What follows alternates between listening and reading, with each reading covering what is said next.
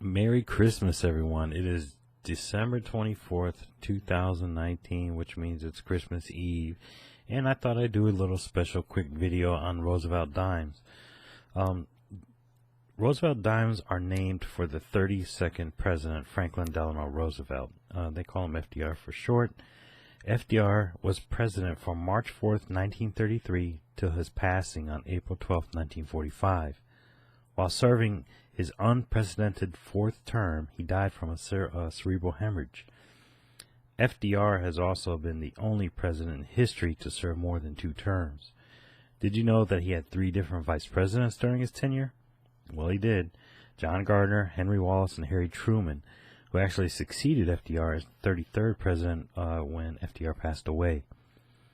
FDR was a very respected and popular president, not only for his domestic innovations during the Depression, but his outstanding leadership as Commander-in-Chief of the American Armed Forces. His passing was widely mourned, and Congress acted quickly to replace the Winged Liberty, or Mark dime, with the FDR design from John Sinnock.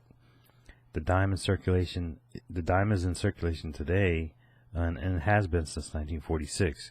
With the 1946 to 1964 dimes being 90% silver, 10% copper.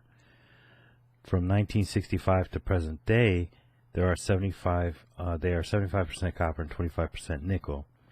There's some special editions and modern proofs out there that are also 90% silver. So if you have some of those are 90% silver and 10% copper. The silver Roosevelt dimes weigh 2.50 grams and are made with 0.07234 ounces of pure silver, while the clad dimes are 2.27 grams. Both varieties have a reeded edge and were minted at Philadelphia, Denver, San Francisco, and West Point. The mint mark on the Roosevelt dimes from 1946 to 1964 were on the reverse, whereas the mint mark on the modern dimes are on the obverse above the date.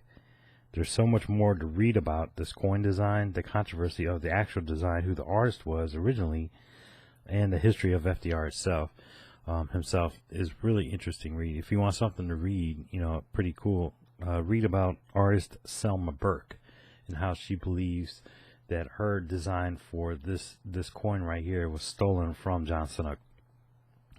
Now it's hard to see because they're so small, my hands are so big. So I'm going to put this under the scope and talk about like where the artist initials are, the mint marks, and a few examples I have here. So let me switch over to the microscope, and then we'll talk some more. Okay, because my hands are so big and I wouldn't be able to point out some of the good details on these small coins, I went ahead and pulled out my scope here so I can show you. So this is a 1963 Denver, and I'll show you the mint mark on the reverse in a second here. Because this is a silver dime produced up to 1964, the mint mark is on the reverse, where the newer ones are on the obverse above the date, as I mentioned earlier. You see this. Here's a modern one, 2018. You can see the mint mark right above the date, and then John Sinnock's initials underneath the head there. So let me get this out of the way and go back to the good one. So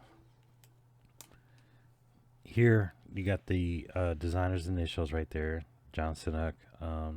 This is actually a really good coin. Has some very nice patina to it. I like how the patina around the head really makes FDR's face pop out like that. I don't know if that's just because the way that it's toning. I originally thought when I got this coin that it was a deep cameo proof, but it was a Denver, not San Francisco, so that couldn't be the case. It's just really cool how it looks, how the patina all around except for his face. So I thought that was pretty cool. Let me flip it over here. Okay, so on the reverse here, and actually this diamond is in really good shape, outside of being a little patinaed and everything. But okay, so on the reverse here, you can see the mint mark right there. It's the D for Denver. Really nice coin. It's got a lot of very good detail. You can see all the lines and marks on the flame there. You can still see the veins in some of the leaves here and over here. So it's a really nice coin. This is a 1963 Denver. Let me get another one over here so we can check that out.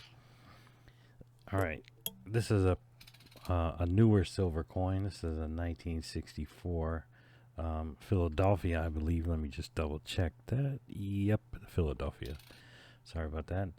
So this one is somewhat circulated. I don't know. Let me get this over here so you can see it. You see the N and we in the top of all the letters here in the 64. So this has been circulated around the edge pretty good, but it's still in good shape, and it's a silver dime. So I kept it. Again, the initials are right here, Johnson, the date, and if there was a mint mark, it would be on the reverse. It would be right here. Let me get my little pointer again, which is nothing but a zip tie. It's right here would be the mint mark. So this is a Philadelphia, and the back has good detail, but again, you could tell there's some wearing and circulation marks on this. So this is, it's a nice coin, but it's not in near mint or mint condition. So I think I have one more that I could show here. Let's see. This is a Denver, and I believe this is 1961. Yeah, 1961. 1961 Denver. So this one is very circulated. It still has some good detail to it, but you could tell that it has a lot of pits and holes and scratches and marks on it. Most of the hair is worn away. The ears almost worn down.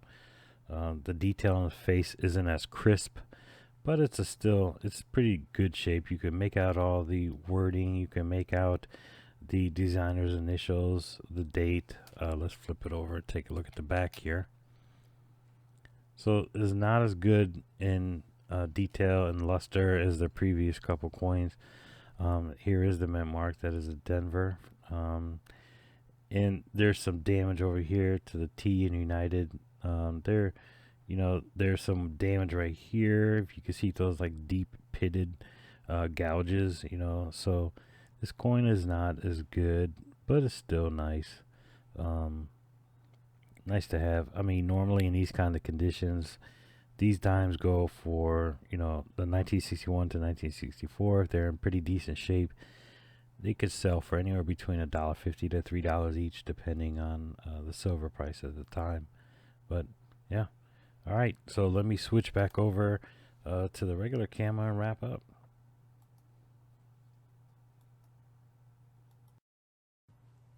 So thank you so much for stopping in today on Christmas Eve, or whenever you stop in to check this video out on FDR and Roosevelt dimes. Please give me a thumbs up, subscribe, and hit that bell so you can get some notifications when I send out some more videos. All right. Thank you for all the support. Appreciate it. Check out MyCoinCave.com. I have links to my social media there.